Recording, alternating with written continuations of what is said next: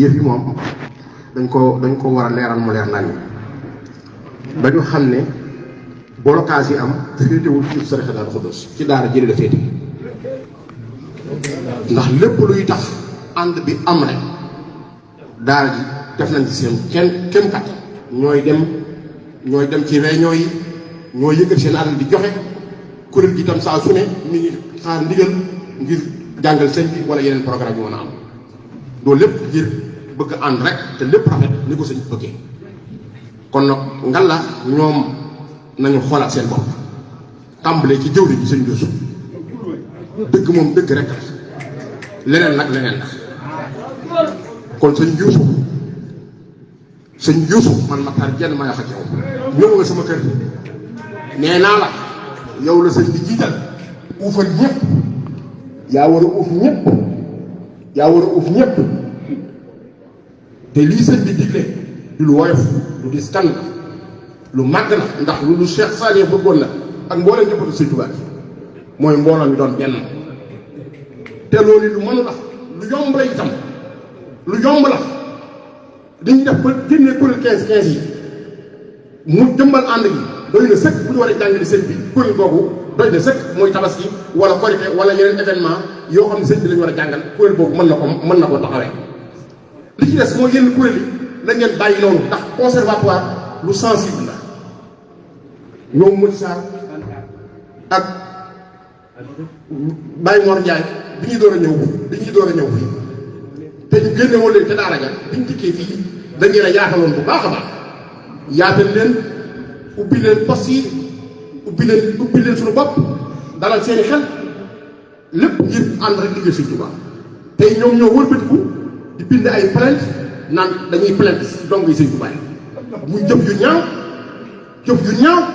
ñaaw yoo xam ne nii duñ ci am ndam mukk barkeb Seexul Xadiim duñ ci am ndam mukk kon suñu Yuusu dama bëgg nga xam ko nga dégg ko mooy conservatoire da nga ciy génne sa loxo kuréel 15 yi mandargal na ànd bi kuréel yi ci des yëpp ñu doole bi lépp di ngeen si bu tax xeex bu ñu waree jàng ñëpp ànd ñu kuréel bu jóg jox sa morom lépp di taw feex di yërmande ànd ak am ak bëggu sëñ bi waaye waxuñu sëñ bi waxu kii jël kii di xeex kii wala di jël di néew a doole diw ak di doole diw sëñ bi waxu loolu na daara ji lépp am doole la wax lay ndeysaan te loolu lu yomb la dafa jafewul kon nañ bàyyi kuréel yi ñuy xeexante bi nañ ko bàyyi duumu xarab tiyaari nafsin abada waxar bi seytaan yi sa dinil quran sëñ bi dafa wax ne na ngeen jëwhur na fiis na ngeen sax ci tàggat seeni bakkan waaye nag xar bi seytaane la wax na ngeen jeer ak seytaane ku gis li fi sëñ Mbàkke présenté xam ni li su Sëriñ Daaru Xudoos programme bu rëy lañ ñu ci kanam ambition bu rëy lañu am ci liggéey Sëñ Tuubaa boo xoolee daara ci ay ndaw rek a fi nekk ay gone jëwriñ ñi daara yi ñoom ñëpp koo ci xool amul 35 ans wala 40 ans